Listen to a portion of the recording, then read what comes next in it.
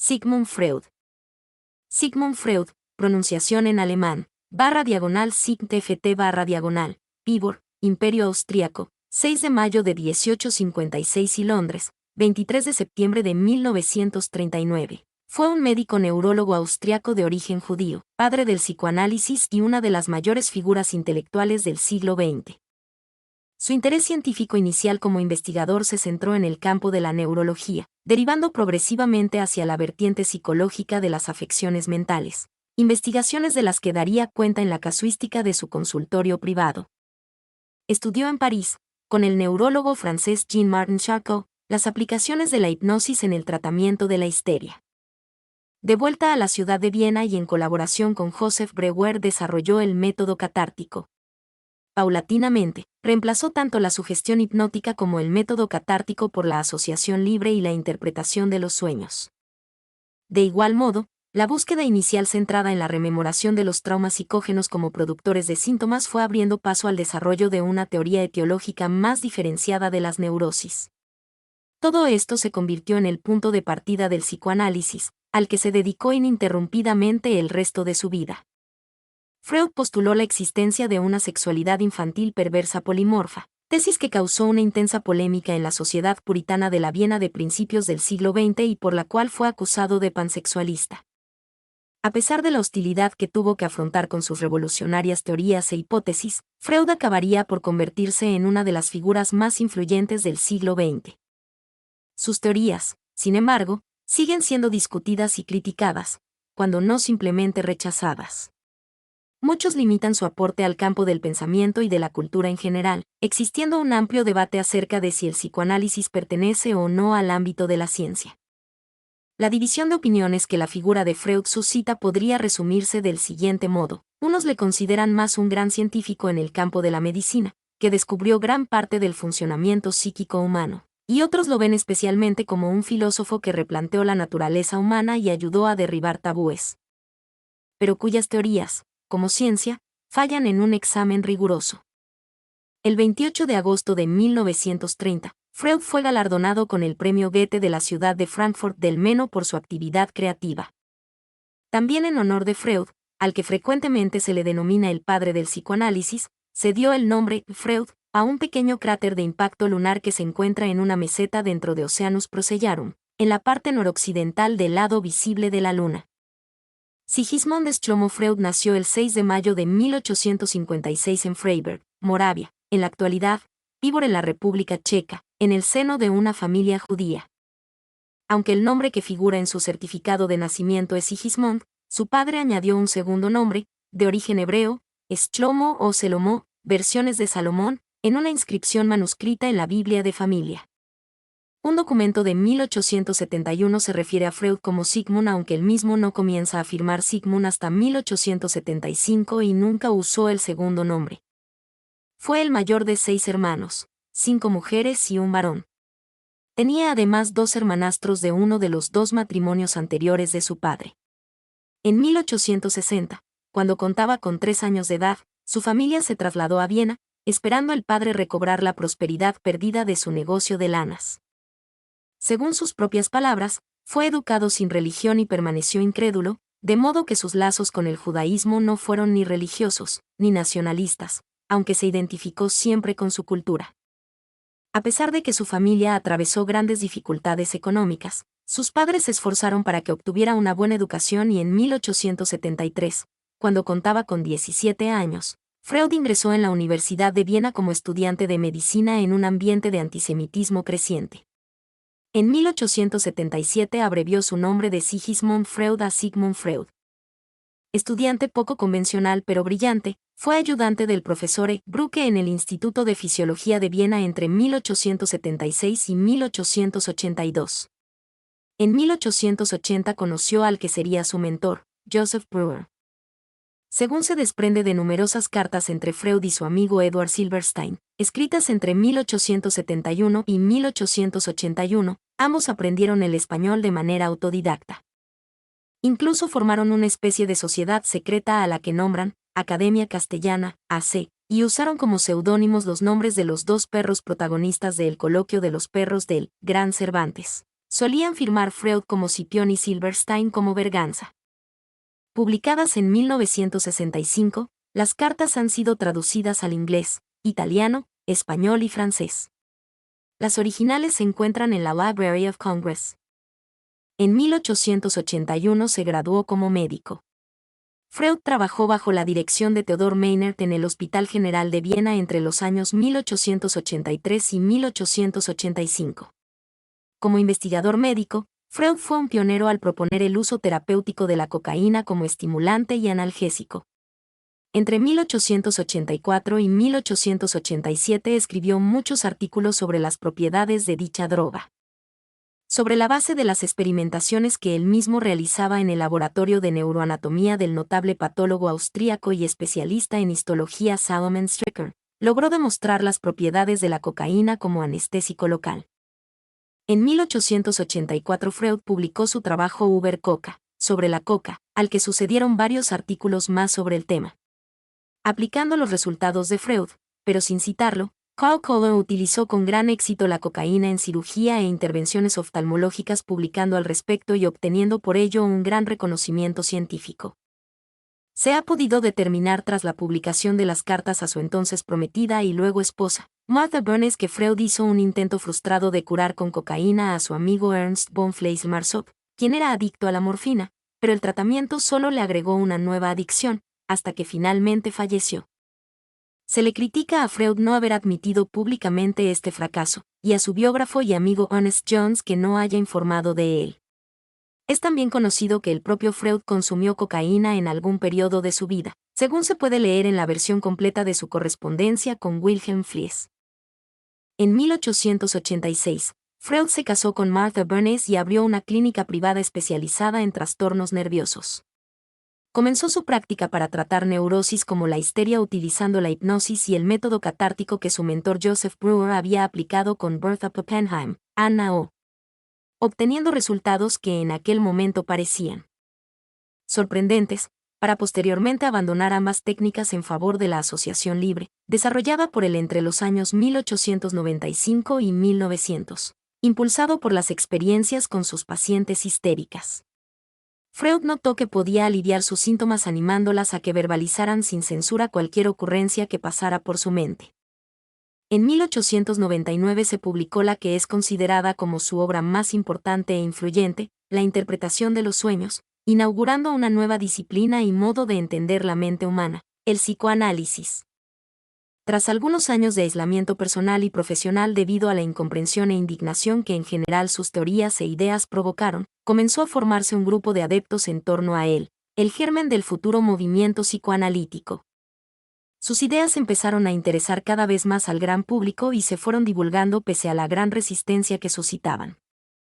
El primer reconocimiento oficial como creador del psicoanálisis fue en 1902 al recibir el nombramiento imperial como profesor extraordinario, hecho que Freud comentaría en una carta a Wilhelm Fliess fechada en Viena el 11 de marzo de 1902, señalando sarcásticamente que esto era, como si de pronto el papel de la sexualidad fuera reconocido oficialmente por su majestad. Las innovaciones de Freud. Portada de la primera edición de La interpretación de los sueños, en alemán. Freud innovó en dos campos. Desarrolló simultáneamente, por un lado, una teoría de la mente y de la conducta humana, y por otro, una técnica terapéutica para ayudar a personas con afecciones psíquicas. Algunos de sus seguidores afirman estar influidos por uno, pero no por otro campo. Probablemente, la contribución más significativa que ha hecho al pensamiento moderno es la de intentar darle un estatus científico, no compartido por varias ramas de la ciencia y la psicología, al concepto de lo inconsciente, que tomó de Eduard von Hartmann, Schopenhauer y Nietzsche. Sus conceptos de inconsciente, deseo inconsciente y represión fueron revolucionarios. Proponen una mente dividida en capas o niveles, dominada en cierta medida por una voluntad primitiva, más allá de la esfera consciente y que se manifiesta en producciones, tales como chistes, lapsus, actos fallidos, sueños y síntomas. En su obra más conocida, La interpretación de los sueños, Die Traumdeutung, 1900, Freud explica el argumento para postular el nuevo modelo del inconsciente y desarrolla un método para conseguir acceder al mismo, tomando elementos de sus experiencias previas. como parte de su teoría, postula también la existencia de un preconsciente, que describe como la capa entre el consciente y el inconsciente. El término subconsciente es utilizado popularmente, pero no forma parte de la terminología psicoanalítica. La represión, por su parte, tiene gran importancia en el conocimiento de lo inconsciente. De acuerdo con Freud, las personas experimentan a menudo pensamientos y sentimientos tan dolorosos que no pueden soportarlos. Freud se refiere a esta idea a lo largo de toda su obra, principalmente en sus trabajos sobre metapsicología.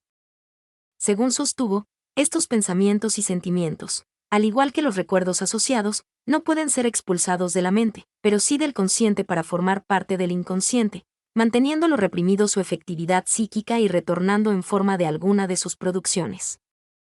Aunque a lo largo de su carrera Freud intentó encontrar patrones de represión entre sus pacientes que derivasen en un modelo general para la mente, observó que sus distintos pacientes reprimían hechos diferentes. Además, advirtió que el proceso de la represión es en sí mismo un acto no consciente, es decir, no ocurriría a través de la intención de los pensamientos o sentimientos conscientes.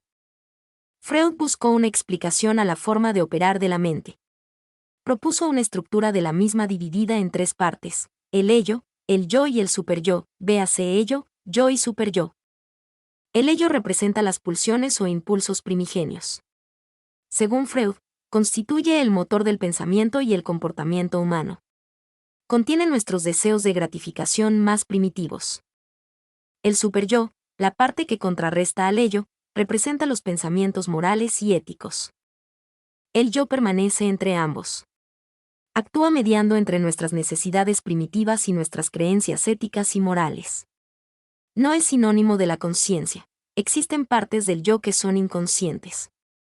Un yo saludable proporciona la habilidad para adaptarse a la realidad e interactuar con el mundo exterior de una manera que represente el mejor compromiso entre los deseos y emociones pulsionales del ello y las demandas, restrictivas o punitivas provenientes del superyo. Freud estaba especialmente interesado en la dinámica de estas tres partes de la mente. Argumentó que esa relación está influenciada por factores o energías innatos, que llamó pulsiones. Describió dos pulsiones antagónicas. Eros o pulsión de vida, una pulsión sexual tendente a preservar la vida. Tánatos o pulsión de muerte. Representa una emoción agresiva, aunque a veces se resuelve en una pulsión que nos induce a volver a un estado de calma, principio de nirvana o no existencia, que basó en sus estudios sobre protozoos, más allá del principio de placer. Freud también sostuvo que la libido madura en los individuos por medio del cambio de su objeto. Argumentó que la sexualidad infantil es, polimórficamente perversa, en el sentido de que una gran variedad de objetos pueden ser una fuente de placer. Conforme las personas se desarrollan, se fijan sobre diferentes objetos específicos en distintas fases. Fase oral, ejemplificada por el placer de los bebés en la lactancia. Fase anal, ejemplificada por el placer de los niños al controlar sus esfínteres. Fase fálica. Propuso que llega un momento en que los niños pasan a una fase donde se fijan en el progenitor de sexo opuesto, complejo de Edipo. Desarrolló un modelo que explica la forma en que este patrón encaja en el desarrollo de la dinámica de la mente. Cada fase es una progresión hacia la madurez sexual, caracterizada por un fuerte yo, y la habilidad para retardar la necesidad de gratificaciones. Periodo de latencia, en que se desarrollan fuerzas psíquicas que inhiben el impulso sexual y reducen su dirección. Fase genital, surge en la adolescencia, cuando maduran los órganos genitales. Surgen los deseos sexuales y agresivos. El modelo psicosexual que desarrolló Freud se ha criticado desde diferentes frentes. Algunos han atacado su afirmación sobre la existencia de una sexualidad infantil, e implícitamente la expansión que hizo en la noción de sexualidad. Otros autores, en cambio, consideran que no amplió los conocimientos sobre sexualidad, que tenían antecedentes en la psiquiatría y la filosofía de autores como Schopenhauer, sino que neurotizó la sexualidad al relacionarla con conceptos como incesto, perversión y trastornos mentales. Ciencias como la antropología y la sociología argumentan que el patrón de desarrollo propuesto por Freud no es universal ni necesario en el desarrollo de la salud mental, calificándolo de etnocéntrico por omitir determinantes socioculturales.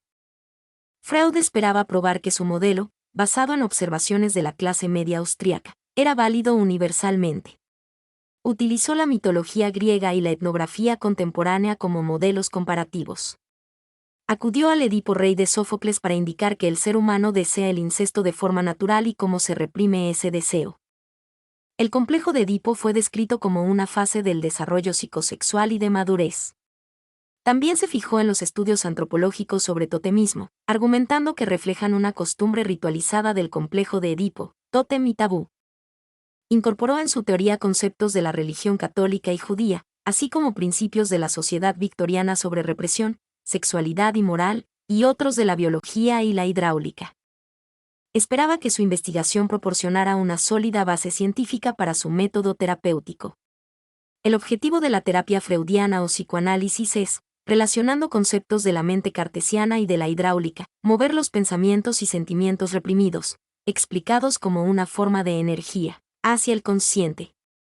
Al inicio de sus trabajos con Breuer, Freud pensaba que esto podía realizarse a través de la catarsis, que conllevaría automáticamente la cura. Sin embargo, al poco tiempo Freud abandona ambas ideas en beneficio del método de la asociación libre y de la interpretación de los sueños. Con ello, también deja atrás la hipnosis y toda forma de técnica sugestiva.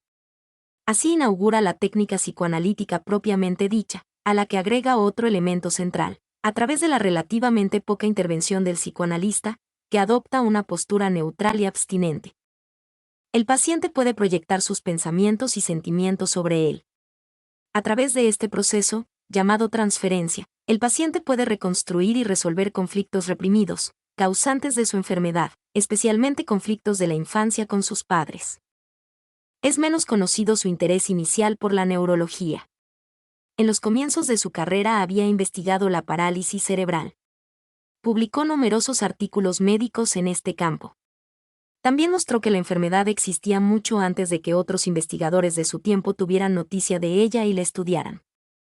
Sugirió que era erróneo que esta enfermedad, que había descrito William Little, cirujano ortopédico británico, tuviera como causa una falta de oxígeno durante el nacimiento. En cambio, dijo que las complicaciones en el parto eran solo un síntoma del problema. No fue hasta la década de 1980 cuando sus especulaciones fueron confirmadas por investigadores más modernos. Mi nombre es Demim. Soy tu asistente personal. Mi sitio en internet es demim.es.tl.